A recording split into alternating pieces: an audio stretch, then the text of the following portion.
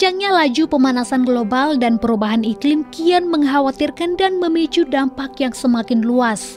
Selain salju abadi di kutub yang terus mencair akibat perubahan iklim, belum lama ini terumbu karang dunia memutih akibat suhu yang kian hari semakin memanas. Pusat Maritim dan Atmosfer Amerika menyebut, pemutihan karang ini akibat suhu di sekitarnya yang semakin hangat dan memicu stres sehingga warnanya berubah. Emisi gas rumah kaca ini nantinya meningkatkan konsentrasi karbon dioksida di udara dan laut sehingga terumbu karang sulit tumbuh secara normal. Lama-kelamaan, karang laut akan mati dan membusuk. Peristiwa ini menjadi bukti bahwa dampak dari pemanasan global dan perubahan iklim juga berdampak terhadap ekosistem kehidupan bawah laut. Besarnya ancaman terhadap perubahan iklim ini juga disebutkan oleh Wahyudin, Kepala Stasiun Klimatologi Sumatera Utara.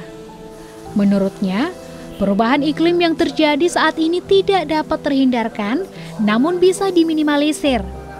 Seiring berjalannya waktu, masyarakat bisa beradaptasi dengan menerapkan sejumlah aktivitas yang berdampak dalam mengurangi pemanasan global.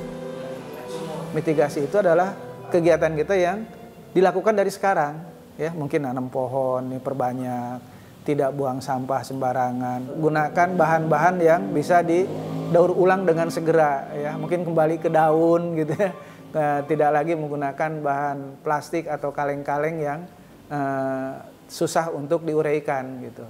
Ini salah satu kegiatan mitigasi, termasuk juga kampanye-kampanye tentang perubahan iklim, ya, mungkin dari kampus, dari media itu bisa dilakukan sama-sama karena ini adalah kebutuhan bersama.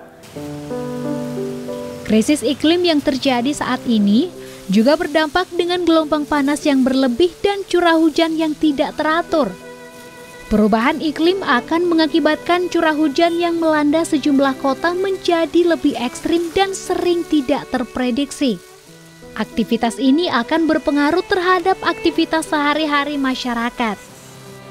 Kepala Program Studi Teknik Lingkungan Universitas Sumatera Utara, Zaid Perdana Nasution menyebutkan, proses perubahan iklim yang terjadi saat ini bukanlah proses yang terjadi dalam setahun 2 tahun belakangan. Ia menyebut, proses perubahan iklim sudah berlangsung sejak tahun 1800-an, tepatnya pada saat bermulanya revolusi industri. Hasil pembakaran dari bahan bakar tersebut menghasilkan emisi karbon yang menyelimuti bumi, sehingga menyebabkan bumi menjadi semakin panas. Memang agak kerja keras, karena perubahan iklim ini terasa nggak terasa. Habis satu generasi, besok generasi lain nggak merasakan. Dulu di Bandung saya terasa dingin, sekarang kurang dingin.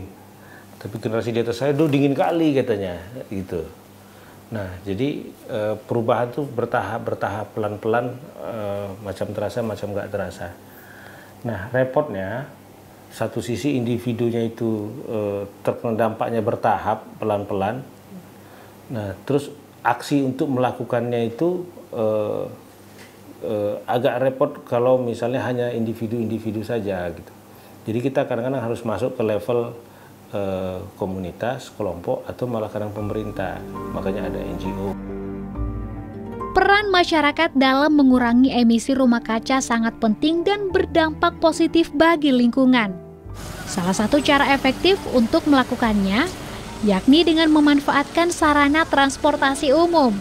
Dengan beralih dari kendaraan pribadi ke transportasi umum, kita dapat mengurangi emisi karbon dioksida yang merupakan salah satu penyebab utama efek rumah kaca. Pengurangan emisi ini membantu meminimalisir pemanasan global dan dampak negatifnya pada iklim. Lantas, bagaimana cara menyikapi krisis iklim dan perubahan cuaca yang drastis ini dari sisi kesehatan?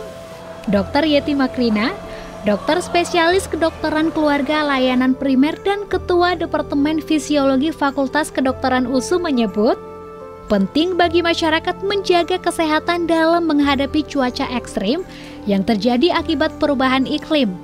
Meminum air yang cukup, serta dengan mengkonsumsi buah dan sayur dapat menjadi salah satu cara untuk membantu menjaga kesehatan. Jadi kalau sekarang kan memang perubahan cuaca kan dari hujan, terus nanti tiba-tiba panas gitu ya. Nah, kalau dalam seperti ini kan memang penyakit yang paling banyak itu kan berhubungan nanti demam, batuk, pilek. Bagaimana cara kita meningkatkan imunitas tubuh? Pasti itu pertanyaannya ya. Jadi kalau kita mau meningkatkan imunitas tubuh tentunya di dalam cuaca yang sekarang ini memang sedang peralihan, kita tentu harus meningkatkan, memperhatikan dari segi makanan. Makanan yang kita makan tetap harus bergizi, ya, gizinya berimbang, cukup kalori proteinnya, kemudian banyak minum air putih tentunya.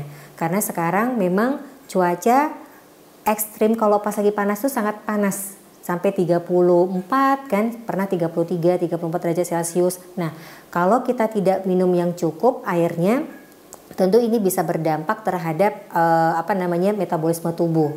Jadi tidak hanya imunitas, tapi juga nanti fungsi ginjal juga bisa terganggu. Perubahan iklim secara perlahan memengaruhi dari generasi ke generasi. Penting bagi kita untuk terus beradaptasi dalam menjaga bumi untuk generasi yang akan datang.